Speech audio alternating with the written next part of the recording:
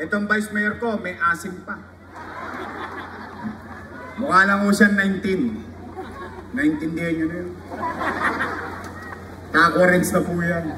O pero siya, graduate siya ng political science. So she knows the job. Alam niya paano tumakbo ang gobyerno. At siya ay graduate ng Lasal. Wow! Joyce Parang Mafia.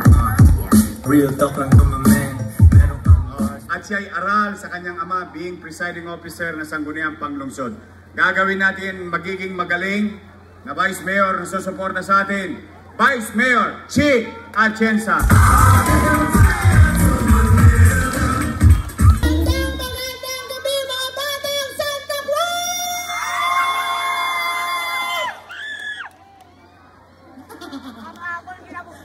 Pero bago ang lahat, gusto ko lang ikwento sa inyo. Naniniwala po ako sa tadhana. Naniniwala ako na pag ibigay natin ang ating puso sa Panginoon, siya ang huhulma sa ating paglalakbay para tayo ay maging handa sa misyon natin sa buhay. Ako po si Chi Atienza, ang bunsong anak ng dating butihing Mayor Lito Atienza, direktora ng kababaihan ng Maynila. At alam ko, ngayong gabi, nakatadhana na tumayo ako dito sa inyong harapan para maging vice alkalde ni Yorme Isko Moreno Dumagoso! I love you. Ang ganda mo, grabe. Ngunit sa totoo lang, nung bata pa ako, ang pangarap ko sa aking buhay ay maging isang misyonaryo. Kaya nung ang aking ama ay vice alkalde ng Maynila, ako po ay naging aktibo sa MYRC para ibalik ang pag-asa sa puso ng mga kabataan. At nung aking ama ay naging alkalde ng Maynila, ako po ay naging aktibo sa iba't ibang church organizations. Buwan-buwan pumupunta po ako sa Bilibid Prison para mag-feeding at medical mission doon. At nung ang aking ama ay congressman ng Buhay Party List, libo-libong food packs ipinamahagi po sa inyo dito. Ako po ang gumawa ng paraan para mangyari yun. Milyong-milyong halaga ng mga bitamina at maintenance, ipinamahagi rin po dito sa Maynila. Ako rin po ang rason kung bakit nangyari yun. Pero kahit kailan, hindi niyo po nakita ang aking mukha. Dahil mas naging importante po para sa akin na pag ako ay tumingin sa itaas, alam ko masaya ang Panginoon sa ginawa ko dito sa mundo. Ngunit nagbago po ang lahat nung ako ay naging isang broadcast journalist sa telebisyon. Kagaya ng aking kuya na si Kuya Kim. Kilala niyo po si Kuya Kim? Tayo lang naman. Hindi ko kayo susumbong. Sino ang mas pogi? Si Kuya Kim o si Ali? Nagpapakatotoo ka ba? Naku, nakimasagot mo. Kuya Kim o si Ali? Aba, dito sa Tres, hati Sino? Si Mayor Lito Atienza? O sige, safe ka magsalita. Lito Atienza na lang. Pero sabi ng aking kapatid, nung nagbuhos daw ang Panginoon ng kagwapuhan, ibinigay daw ang lahat kay Ali. No! Nagbuhos daw po ng katalinuhan, lahat binigay kay Kuya Kim. Pero, kagaya nga ng aking kapatid na si Kuya Kim, ako rin po ay naging isang broadcast journalist sa telebisyon for 7 years. At ginawa ko pong trabaho na umikot sa ating bansa para kunin ang kwento ng ating mga kababayan na napag-iwanan sa laylayan ng lipunan. At doon ko po narinig ang sigaw at dasal ng maraming sektor na napabayaan. At ika nga po sabi ni Yorme, kahit anong isigaw ng mga taong bayan kung ang gobyerno hindi marunong makinig sa tao, lahat tayo nga pa rin pala tayo lahat. At sa isang programa, nakilala ko po ang isang lola na si Nanay Emelita na taga-Distrito 3 din. Kinailangan kong kunin ang kwento niya para makisigaw sa gobyerno ang sigaw ng mga senior citizens. At kinwento sa akin ni Nanay Emelita na siya raw ay nabuhay ng 85 years sa kahirapan. Gabi-gabi, ang katabi niya sa isang maliit na kariton ay mga basura at mga daga. At sabi niya sa akin, malapit na siyang mamaalam. Ngunit mukhang dadaan lang siya dito sa mundo na tila parang isang daga. Yun po ang nagpabago sa aking perspektibo. Dahil naniniwala ako na kung ang gobyerno may totoong malasakit sa inyong lahat, dapat pag kayong lahat pumupunta sa Lanusa Health Center, dapat siksik, liglig ang gamot, vitamina maintenance, at pag kayo'y nagpapatingin, dapat walang masungit na tumitingin sa mga gobyerno. Pero wag natin sisihin ang ating mga barangay health workers. Dahil para sa akin, marami sa kanila overwork. Pero kung nakikita ng gobyerno ang paghihirap nila doon, alam ko, magbabago ang lahat. Kaya sa amin ni Yorme balang araw, siksik, liglig ang gamot, vitamina maintenance, at pag kayo'y pumunta doon, hahaba ang buhay ninyo. At may pagmamahal ang mga doktor at mga nurse nagtitingin sa inyo. Tumatayo rin ako para sa ating mga kababayan na may kapansanan, lalo't lalo na ang mga senior citizens na may kapansanan. Ang mga magulang na may anak na may kapansanan.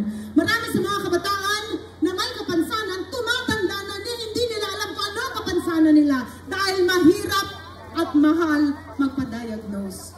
Kaya balang araw sa amin ni Yorme, makakasiguro kayo na magiging sensitibo na ang gobyerno sa mga pangangailangan ninyo.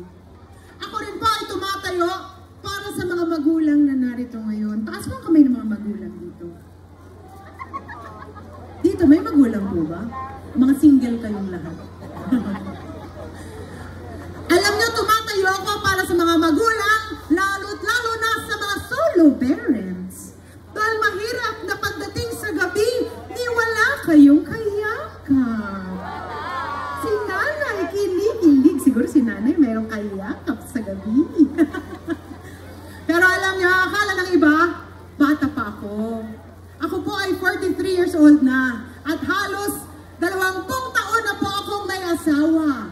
Kaya tay, hindi na po ako dalaga. Dalang-dala na po ako. At bilang isang magulang, alam ko na habang pinanonood nyo ang inyong mga munting supling na natutulog ng mahimbing sa gabi, nagdadasal ang inyong mga puso na kahit papaano, sana meron kayong isang gobyerno na kasama sa pagpapalaki sa kanila.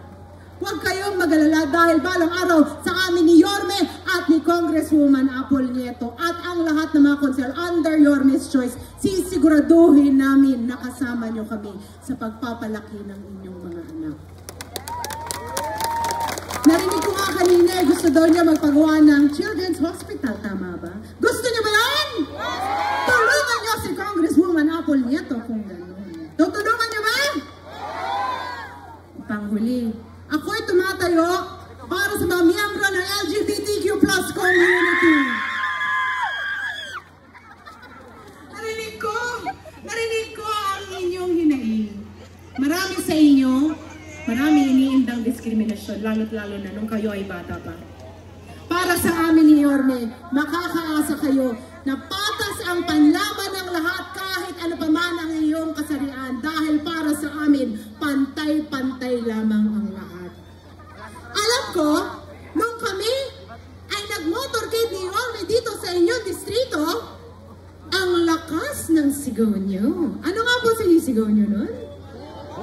Mahina yan kasi nung nandun ako sa float, yung tutuli ko medyo tumalon sa aking tenga dahil ang lakas ng sigaw nyo. Ano sinisigaw nyo? Bumalik ka na! Mas malakas para dumating na si Yorme!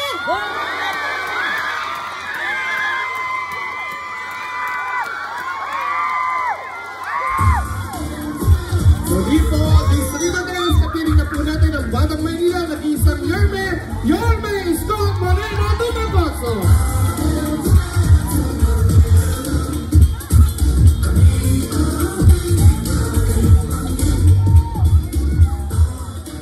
Sabi ko sa inyo, pag nilakasan nyo, darating eh. May magic ang sigaw.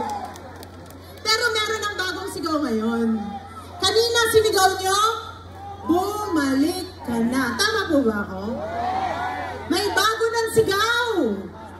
Babalik na siya!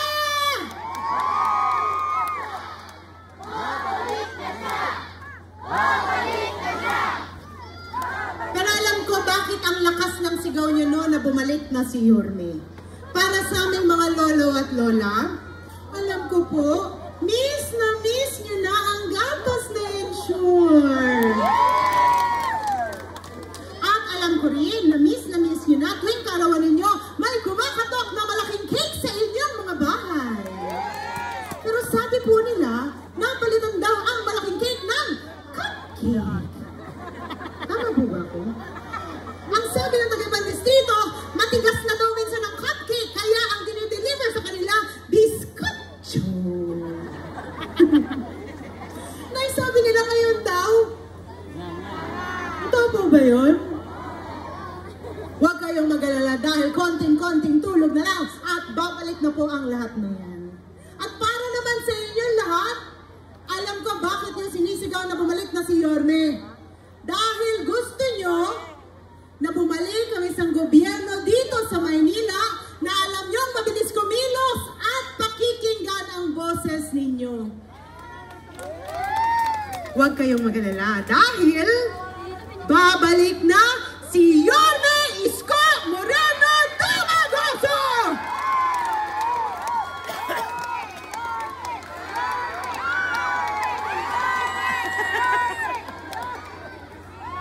Ngunit, kung maaari, sana isama niyo rin po si Chi Atienza. Ang trabaho po ng Vice Alcalde ay maging presiding officer, maging ina ng konseho, gumawa ng mga programa at polisiya na dapat angkop sa pangangailangan nyo. Kaya kung kayo ay pipili ng isang Vice Alcalde, kailangan pumili kayo ng isang tao na marunong makinig sa hinaing nyo at marunong kayong tayuan at ipaglaban ang boses ninyo. Kung meron man ako isang bagay na kaya kong ipagmalaki sa aking sarili, ginamit ko ang pagiging bunsong anak ng Vice Alcalde, Alcalde at Congressman para ipaglaban ang boses ng mga Manileño na nagdadasal na sila ay marinig ng gobyerno. Ako man ang bunso sa magkakapatid, malamang nakilala niyo ang ibang mga kapatid ko, ngunit alam ko nung bata pa ako, sinabi na ng aking ama na ako ang kanyang hinuhubog para ipagpatuloy ang nasimula niya dito sa Maynila. Ako po ay nakapagtapos ng Political Science major in Governance. At nung siya ay Vice Alcalde ng Maynila, tinutukan at tinuruan po niya ako kung paano maging isang magaling na Vice Alcalde, isang Vice Alcalde na may integridad, isang Vice Alcalde na sumuporta sa kanyang alkalde.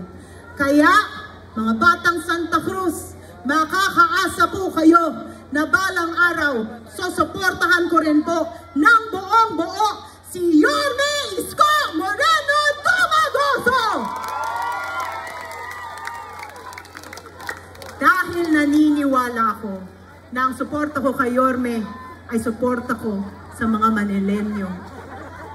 Nung nag-uusap kami ni Yorme, ang gusto niya ibalik ang mga social services o mag-focus sa mga minimum basic needs gaya ng binondominium. Gusto niyo po bang dumami ang mga binondominium dito sa inyong distrito? Para mawala ang problema ng ating mga kababayan kagaya ni Nanay Emelita na walang bahay. Gusto niyo ba na pag kayo'y pumunta sa Lanuza Health Center, siksik-liglig ang gamot, vitamina maintenance, at pag kayo'y pumunta doon, hahaba ang inyong mga buhay at nakangiti ang lahat ng mga taong sasalubong sa inyo? Gusto nyo ba na pagpunta nyo doon, gumagana ang mga makina sa mga ospital? Gusto nyo bang dumami ang mga paaralan na pag inyong mga anak ay pupunta para pumasok, kailangan magpabaong kayo ng jacket dahil sobrang lamig ng classroom? Habang ang lahat ng iyon, susuportahan ko po, ang ambag ko po sa aming tambalan ay livelihood. Dahil bilang direktora ng kababaihan ng Maynila, for 40 years, isinusulong po namin ang livelihood training para sa mga Manileño gustong matutong tumayo sa kanilang mga paa. At kasama po doon ang aming mga mahal na mga senior citizens at mga PWDs. Dahil naniniwala ako na marami sa inyo gusto pa rin kumita ng pera. Isang bagay na nakita ko sa paglibot ko dito sa ating bansa, lalo na dito sa ating lungsod, pag maibsan ang kahirapan at maliliit na mga negosyo, suportahan ng gobyerno, tataas ang pamumuhay ng bawat batang Maynila. Kanina, tinawag po akong liwanag ng Maynila. Ngunit sa totoo lang, ang bala ko, ibalik ang pag-asa sa inyong mga puso na meron ng isang gobyerno